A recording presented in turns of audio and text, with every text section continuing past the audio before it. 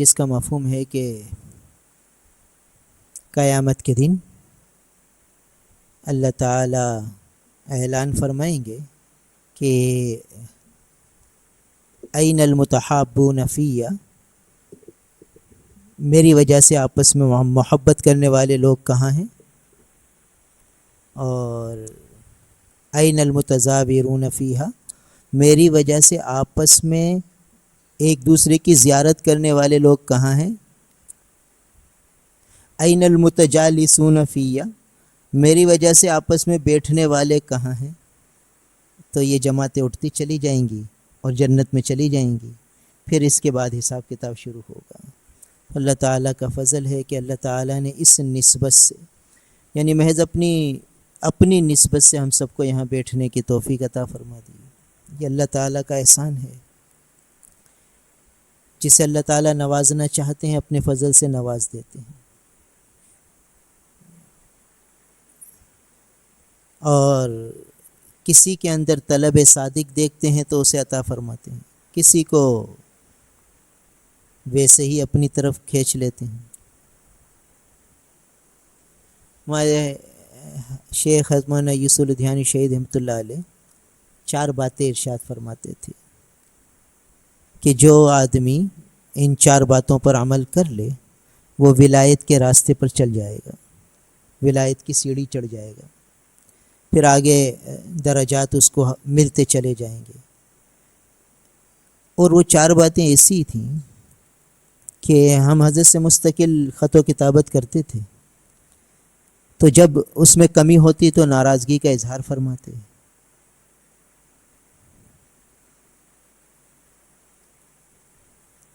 ایک دفعہ میں نے لکھا خط کہ حضرت ذکر پابندی سے نہیں ہوتا، تو فرمایا بھئی ہمت کیا کرو، کوشش کر لیا کرو. پھر کچھ عرصے بعد لکھا کہ حضرت ذکر پابندی سے نہیں ہوتا. بھئی وقت تعین کر لو، تعین وقت کے ساتھ تھوڑی دیر ضرور کر لیا کرو. پھر لکھا حضرت تعین وقت تو کیا ہے مگر بس غفلت ہو جاتی ہے، اہتمام نہیں ہو پاتا. تو اب لکھا بھائی میرے سے تعلق وہ رکھے جس کو لوہے کے چنے چبانے ہوں، ورنہ نہ رکھے. تعلق رکھے جس کو لوہے کے چنے چبانے ہوں. فقط والسلام. اب اس ڈانٹ میں کیا تھی تاثیر کہ اللہ کا فضل ہو گیا اور اہتمام خود بخود ہونے لگ گیا. تو ان 4 کاموں میں سے ایک ذکر کا اہتمام بھی ہے تعین وقت کے ساتھ. پھر جب حضرت کو ہم نے لکھا کہ اللہ کا فضل ہے، حضرت آپ کی توجہ کی برکت سے اللہ تعالیٰ نے توفیق عطا فرمائی، تعین وقت سے ہونے لگا ہے ذکر. فرمائے بھائی ذکر کے اہتمام سے اخلاص نصیب ہوتا ہے. اخلاص کے درجے آدمی پار کرنے لگتا ہے، اخلاص میں آگے بڑھنے لگ جاتا ہے. تو گویا ایک راستہ دے دیا اخلاص حاصل کرنے کا کہ ذکر کو وقت کے تعین کے ساتھ کر لو، بھلے تھوڑا کرو، تعین وقت سے. تعین وقت کے ساتھ دیکھیے نماز تعین وقت سے ہیں، وقت کے ساتھ اقیم الصلاۃ لذکرہ. تعین وقت کی بڑی اہمیت ہے. رمضان دیکھیے، حج عبادت کے لیے وقت متعین ہے. اور اذکروا اللہ ذکرا کثیرا فرما دیا، ہر وقت ذکر کرو.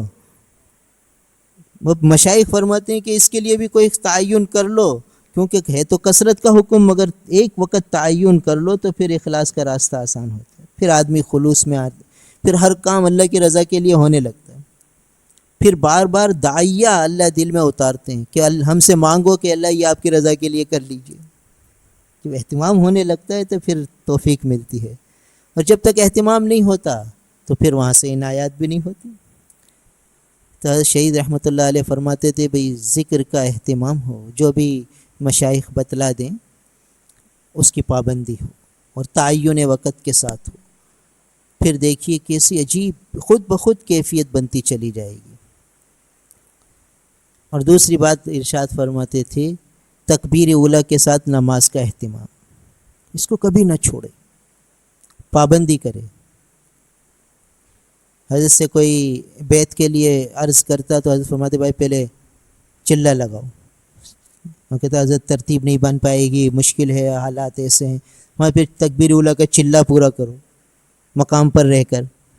پھر وہ پورا چلہ کرتا تو پھر آگے اس کو بیت فرماتے، ورنہ جب تک پابندی بیت نہیں فرماتے تھے. پھر ہمیں بھی اسی ڈگر پہ ڈالا اللہ کے فضل سے. لکھتے تھے حضرت پابندی نہیں ہو پاتی تو اہتمام کرو، اہتمام کرو، اللہ سے مانگو. چھوٹ جائے تکبیر اولیٰ تو کچھ نفل پڑھو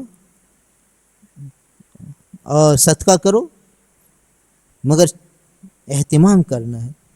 اس وقت سمجھ میں نہیں آتا تھا کہ کیا باتیں، کیوں اتنی پابندی کی جا رہی ہے، کوئی فرض تو ہے نہیں. مشغولی دینی ہوتی ہے، ضروری ہے. اکثر کبھی مطالعہ، کبھی درس، کبھی دارالافتاء، کبھی دوسرے کام، تو اس میں اگر ایک رکعت نکل جائے تو کیا حرج ہے، تکبیر اولیٰ نکل جائے تو کیا حرج ہے. تو فرماتے تھے کہ تکبیر اولیٰ پابندی اور بڑا اہتمام اور بڑی سختی کہ نہیں بھی اسے پابندی کرنی ہے.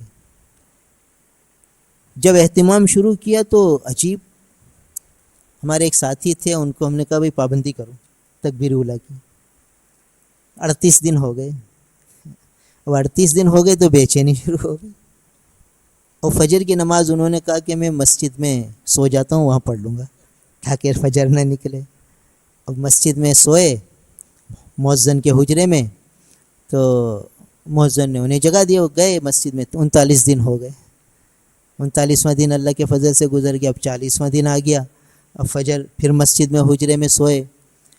اب مؤذن صاحب نے ان کو جگایا اور آواز دے کے چلے گئے. ان کہاں اٹھ رہا ہوں. پھر مؤذن صاحب تو وہیں وضو کر کے اپنے اعمال میں لگ گئے اور یہ حجرے میں سوئے پڑے رہ گئے. اور پھر جب مؤذن صاحب نماز پڑھا کر آئے تو کہا ارے میاں تم نے نماز نہیں پڑھی. وہ ہڑبڑا کر اٹھ گئے کہ یہ کیا ہو گیا.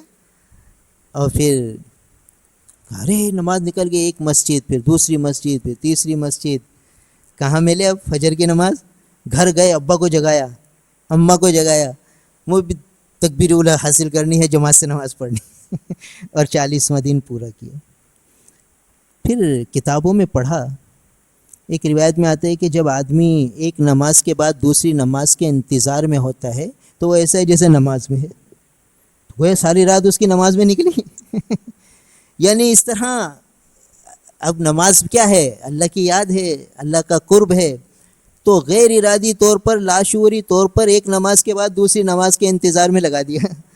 تو گویا ہم نے فجر کے بعد ظہر کا انتظار شروع کر دیا، تو فجر سے ظہر تک نماز میں ہے، پھر ظہر سے عصر تک انتظار کر رہے ہیں. تو گویا اور یہ سوچ رہے تکبیر اولیٰ نہ نکل جائے.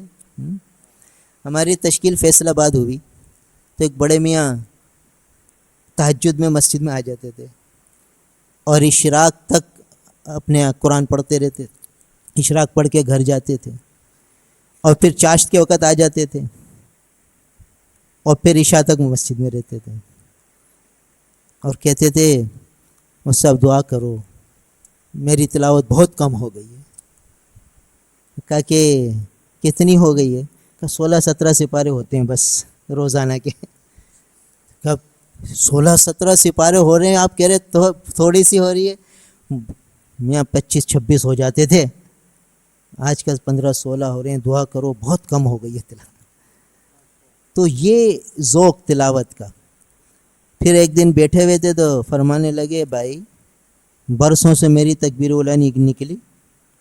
میں نے کہا حضرت آپ سفر میں بھی تو جاتے ہوں گے، تو سفر میں آپ کی تکبیر اولیٰ نہیں نکلتی؟ کہا اگر مجھے کراچی کا سفر کرنا ہوتا ہے فیصل آباد سے تو میں بس میں جاتا ہوں، اور بس میں اکٹھا سفر ایک ٹکٹ نہیں لیتا. میں دیکھتا ہوں کہ بھئی ظہر میری کہاں ہوگی، وہاں اتر کے ظہر پڑھتا ہوں تکبیر اولیٰ سے مسجد میں جا کے. پھر دیکھتا ہوں عصر کہاں پہنچوں گا، وہاں کی ٹکٹ لیتا ہوں. اور اس میں کبھی مجھے کھڑے ہو کر جانا پڑتا ہے، سیٹ تو ہے نہیں. کبھی ڈنڈا پکڑ کے کھڑا ہوا ہوں، کبھی کیا ہوں. مگر یہ لذت مل گئی ہے، تکبیر اولیٰ کا مزہ مل گیا. تو اب وہ 24 گھنٹے نماز میں ہے، اور 24 گھنٹے نماز میں ہے تو نماز میں اللہ کے قرب میں ہے. تو پھر پتہ چلا کہ یہ اللہ والے کس طرح غیر ارادی طور پر، لاشعوری طور پر قرب، اللہ کے قرب کو کی طرف لے جاتے ہیں بندے کو، اور بندے کو پتہ ہی نہیں چلتا یہ قرب کے منازل طے کر رہا ہے، منازل قرب طے ہو رہے ہیں۔ تو تاکید فرماتے تھے، ایک قصہ پڑھا کتابوں میں، ایک شخص نماز کے لیے آ رہے تھے تو دیکھا کہ لوگ مسجد سے نماز پڑھ کر نکل رہے ہیں، تو ایک آہ نکلی، آہ، ارے آہ، آہ نکلی۔ ایک صاحب کش بزرگ بھی اتر رہے تھے سیڑھیاں مسجد کی، اس کے پاس چلے گئے، السلام علیکم، وعلیکم السلام، بھائی کیا ہوا، تم کچھ، ایک آواز آئی آہ کی، تمہاری خیریت تو ہے؟ کوئی صدمہ، کوئی زخم، کوئی دکھ، کوئی درد، کوئی تکلیف؟ فرمایا کہ برسوں کے بعد آج میری تکبیر اولیٰ نکل گئی، بلکہ جماعت نکل گئی۔ کتنا بڑا صدمہ ہے، کتنا بڑا افسوس ہے کہ برسوں کے بعد آج نکلی ہے۔ میں سو گیا، آنکھ نہیں کھلی، تو انہوں نے کہا بھائی اچھا ہم ایک سودا کرتے ہیں۔ یہ صاحب کش بزرگ فرمانے لگے سودا کرتے ہیں۔ کیا سودا کرتے ہیں؟ کہتے یہ جو ہے، جو تمہاری آہ نکلی ہے نا، یہ مجھے دے دو، اور میری جماعت کا ثواب تم لے لو۔ میری جماعت کا ثواب یہ تم لے لو۔ اس کو حسرت نایافت کہتے ہیں۔ یہ ایسی حسرت ہے جو حاصل نہیں ہوئی مگر اس پر اجر مل رہا ہے، اور ایسا اجر مل رہا ہے کہ جو مکاشفہ، جو صاحب کش بزرگ ہیں فرمائیں وہ آہ مجھے دے دو، جو ترک عمل ہے مجھے دے دو، میرا عمل تم لے لو۔ ترک عمل پر مل رہا ہے۔ تو جب تکبیر اولیٰ کی اہمیت دل میں اتر جائے گی تو چھوٹنے پر آہ نکلے گی، آہ نکلے گی تو ترک عمل پر وہ ملے گا جو عمل پر نہیں ملتا۔ تو ایسی عادت ڈلوائی کہ بھئی تکبیر اولیٰ نہ چھوڑو، اہتمام، سفر میں بھی نہ چھوڑو، کوشش کرو۔ ٹھیک ہے، رعایت ہے، سہولت ہے، اللہ تعالیٰ نے آسانی دی ہے، تو ہر گل کا الگ خوشبو ہوتی ہے، الگ رنگ ہوتا ہے۔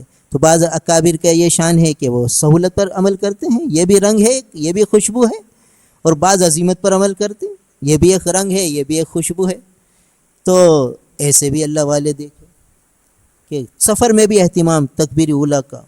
حتیٰ کہ حضرت مدنی رحمہ اللہ کے متعلق سنا کہ ریل میں سفر فرما رہے ہیں، فجر کے وقت گاڑی رکی، جمعے کے دن فجر کی نماز ہے، سورہ سجدہ شروع کر دی، سورہ دہر شروع کر دی اسٹیشن پر۔ اب گاڑی وسل دے رہی ہے اور حضرت پڑھے جا رہے ہیں، اور وہ جو پیچھے ساتھی ہیں وہ توڑ توڑ کے نماز بھاگ رہے ہیں کہ گاڑی نکل جائے گی، اور یہ تو اللہ والے تھے لگے پڑے، ادھر وہ وسل دے رہا ہے مگر اس کو جرت کیسے کہ گاڑی چلا سکے۔ حضرت نے سلام پھیرا، پھر گاڑی پر سوار ہوئے۔ سفر میں اسٹیشن پر اور سورہ سجدہ شروع فرمائیے، سورہ دہر شروع فرمائیے، یہ بھی ذوق ہے ہمارے اکابر کا، یہ بھی رنگ ہے۔ تو اکابر کی جیسے صحابہ ستاروں کی مانند، جس ستارے کیا ہیں، یہ منزل کا نشان دیتے ہیں، منزل تک پہنچاتے ہیں۔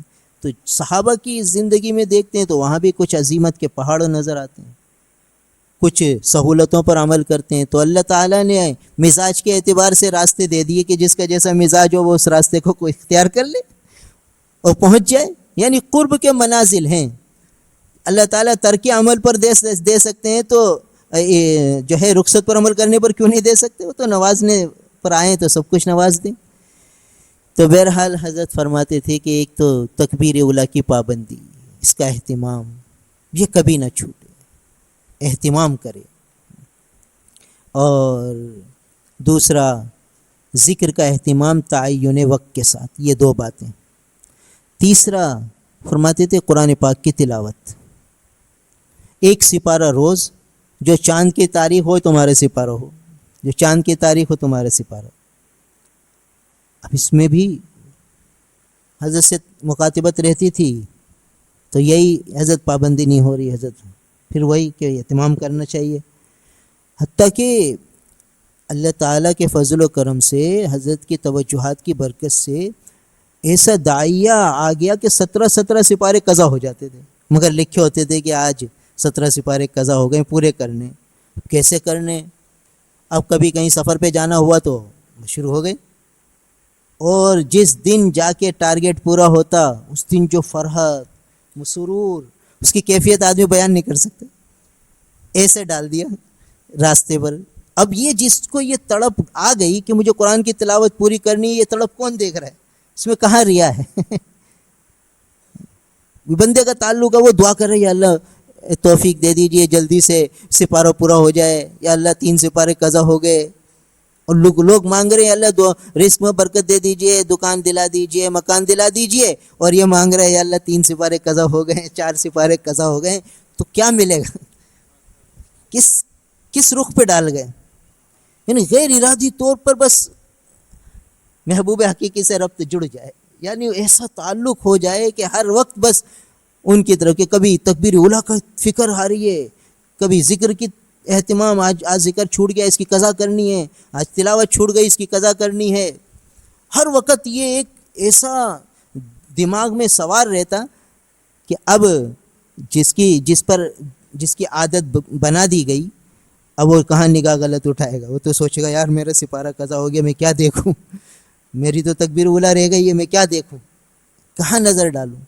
یعنی ایسی فکر حاوی ہو جاتی تھی کہ پھر کسی چیز میں دل ہی نہیں لگتا تھا، کھانا بھی اچھا نہیں لگتا تھا کہ یار آج تو معمولاتی قضا ہو گئے، آج تو معمولاتی پورے نہیں ہوئے۔ یعنی غیر ارادی طور پر یہ بات دل میں ایسی پیوست کروا دی گئی کہ بس 24 گھنٹے بس اسی ادھیڑ بن میں کہ یہ رہ گیا، یہ رہ گیا، یہ عمل رہ گیا، یہ عمل رہ گیا، اور جس دن عمل پورا ہو جاتا تھا اس دن جو فرحت، اس دن جو خوشی، مسرت، اس کو کوئی بیان ہی نہیں کر سکتا، اس کو الفاظ میں بیان ہی نہیں کر، یا اللہ آپ کا شکر، آپ کا احسان، آپ کی عطا۔ پھر حضرت کو خط لکھیں، حضرت آپ کی توجہات کی برکت سے، اللہ کے فضل سے الحمدللہ معمولات سب پورے ہو رہے ہیں، اور وہاں سے دعائیہ کلمات آ رہے ہیں، الحمدللہ، اللہ کا شکر ادا کریں اور اللہ تمہیں ترقیاں عطا فرمائے، تو اور دل میں خوشی۔ تو 3 کام، اور چوتھا کام وہ فرماتے تھے کہ مناجات مقبول اور ذریعۃ الوصول کی ایک منزل کی پابندی، کہ مناجات مقبول میں رسول اللہ صلی اللہ علیہ وسلم کی دعائیں ہیں۔ آج کل ہمارے شیخ حضرت مفتقی اسماعیل صاحب مدظ اللہ علیہ اس کی تشریح فرما رہے ہیں اتوار کی مجلسوں میں، ایک دعا پر عجیب باتیں، واعف عنا واغفر لنا وارحمنا، واعف عنا یا اللہ معاف فرما دیجئے، واغفر لنا یا اللہ بخشش فرما دیجئے۔ تو حضرت نے فرمایا کہ غفر کے معنی ڈھانپ دینا، چھپا دینا، جیسے جو کو ڈھانپ دیا تو چھپ گئی، تو فرمایا کہ اس کے مفہوم یہ نکلتا ہے کہ یا اللہ جو گناہ لکھا ہوا تھا نامہ اعمال میں، ایک تو یہ کہ اس کو کاٹ دیا تو بھی سفیدہ تو لگا ہوا ہے، کٹم تو لگا ہوا ہے، وہ ہے تو صحیح، واغفر لنا اس کو مٹا دیجئے، اس کو چھپا دیجئے، یعنی اعمال نامے میں وہ لکھا ہوا ہی نہ ہو۔ واغفر لنا واعف عنا، معاف فرما دیجئے، معاف کے معنی تو یہ کہ اچھا بھی کاٹ دیا، مگر ابھی لکھا ہوا تو ہے، سر حشر جب ہم دکھائیں گے اعمال نامہ، ہاں مکرہ کتابیہ، تو اس میں لکھا ہوگا کہ بھئی یہاں تو یہ کیا تھا مگر معافی ہو گئی ہے، ارے یہ کیا تھا، تو واعف عنا واغفر لنا، اللہ وہ مٹا دیجئے، وہ مٹا دیجئے، یعنی لکھا ہوا بھی نہ رکھیے، معاف تو کر دیا، واعف عنا واغفر لنا، یہ حضرت اس طرح تشریح فرما رہے ہیں۔ تو پوری مناجات مقبول کی ترتیب چل رہی ہے، ایک دعا پر عجیب نقطے، اور فرماتے ہیں یہ انبیاء کی دعائیں ہیں، یہ اور کوئی مانگ ہی نہیں سکتا، انبیاء کی دعائیں کون مانگ سکتا ہے، اور رسول اللہ صلی اللہ علیہ وسلم والی دعائیں کون مانگ سکتا ہے؟ اس لیے فرماتے کہ مناجات مقبول کی ایک منزل روز، تو 7 منزلوں میں رسول اللہ صلی اللہ علیہ وسلم کی وہ معصورہ منقولہ دعائیں جو احادیث کے ذخیرے میں موجود ہیں، اہم وہ سب دعائیں آ جاتی ہیں ایک ہفتے میں، تو گویا وہ ساری دعائیں ہم نے مانگ لی اللہ سے۔ شیخ الاسلام صاحب مدظ اللہ علیہ فرماتے ہیں کہ مانگنی ہے، پڑھنی نہیں ہے، مانگنی ہے، یعنی ترجمے کے استحضار کے ساتھ کہ ہم کیا مانگ رہے ہیں، تو اس کا اہتمام۔ اور دوسری اسی کے اندر کتاب ہے ذریعۃ الوصول الی جناب الرسول صلی اللہ علیہ وسلم، کہ اس میں وہ حضرت مولانا ہاشم ٹھٹوی صاحب رحمۃ اللہ علیہ ٹھٹہ کے ایک بزرگ تھے، جیسے شاہ ولی اللہ محدث دہلوی رحمۃ اللہ علیہ مسند الہند ہیں، تو یہ مسند السندھ ہیں، یعنی سندھ میں جو علوم حدیث کو لائے وہ حضرت مولانا ہاشم ٹھٹوی صاحب رحمۃ اللہ علیہ لائے، اور اسی ہم عصر ہیں، شاہ ولی اللہ محدث دہلوی رحمۃ اللہ علیہ کے ہم عصر ہیں، اسی زمانے کے ہیں۔ یہ سندھ میں ہوتے تھے، وہ دہلی میں ہوتے تھے، یہ ٹھٹہ میں ہوتے تھے، وہ دہلی میں ہوتے تھے، تو ٹھٹہ بھی مدینۃ العلم تھا ایک زمانے میں۔ تو ان کی ایک بہت جو ہے پرانی مخطوطہ کتاب تھی اور چھپتی نہیں تھی، حضرت شہید اردیانی رحمۃ اللہ علیہ نے اس کو جمع فرمایا، اس کو صحیح کیا، اس کے 7 حصے، اس کو 7 جز میں تقسیم کیا۔ اس کتاب میں 3 حصے ہیں۔ ایک وہ درود شریف جو رسول اللہ صلی اللہ علیہ وسلم سے منقول ہیں، احادیث مبارکہ میں موجود ہیں۔ دوسرے وہ درود شریف ہیں جو بعض اولیاء اللہ کو خواب میں القا ہوئے، کہ بھئی منامی درود شریف کہتے ہیں اسے، کہ منام خواب میں القا ہوئے کہ یہ آپ پڑھا کریں۔ تو وہ بزرگوں نے پڑھنا شروع کیا، اپنے متوسلین کو بتایا۔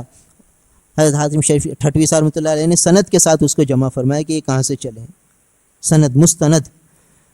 اور تیسری وہ ہیں جو اکابر اولیاء اللہ کے معمولات تھے کہ وہ ان الفاظ میں درود شریف پڑھتے تھے۔ 3 فصلیں ہیں اس میں، کہ ایک وہ جو معصور ہیں، صحابہ سے منقول ہیں، ایک وہ جو اولیاء اللہ اپنا معمول بنا لیتے تھے، اور ایک وہ جو ان کو خواب میں القا ہوئے۔ ان کو بھی 7 حصوں میں تقسیم کر دیا۔ روزانہ 1 منزل پڑھ لو تو گویا 1 ہفتے میں وہ سارے درود شریف ہم نے پڑھ لیے، اور وہ درود شریف رسول اللہ صلی اللہ علیہ وسلم کو پہنچا دیے گویا۔ تو روزانہ ذریعۃ الوصول الی جناب الرسول صلی اللہ علیہ وسلم، یعنی یہ رسول اللہ صلی اللہ علیہ وسلم تک پہنچنے کا ذریعہ ہے، رسول اللہ صلی اللہ علیہ وسلم کے مبارک دربار میں حاضری کا ذریعہ ہے۔ ان درود شریف کی برکت سے وہاں تک پہنچ جاتا ہے آدمی۔ تو اس لیے حضرت اس کی بہت تاکید فرماتے تھے، اور ان مسنون دعاؤں، معصورہ دعاؤں کا اہتمام اس کی تاکید فرماتے تھے۔ تو 4 چیزیں ہو گئیں۔ نمبر 1 تکبیر اولیٰ کی پابندی، نمبر 2 قرآن پاک کی پابندی، 1 پارہ روز چاند کے مہینے کے اعتبار سے جو تاریخ چاند کی ہو وہ ہمارے پارہ ہو، اور تیسرا ذکر کی پابندی تعین وقت کے ساتھ، اور چوتھا مناجات مقبول اور زیارت رسول کی 1 منزل۔ اللہ پاک ہم سب کو عمل کی توفیق عطا۔ اللہم لک الحمد و لک الشکر، اللہم لا احصی ثناء علیک کما اثنیت علی نفسک۔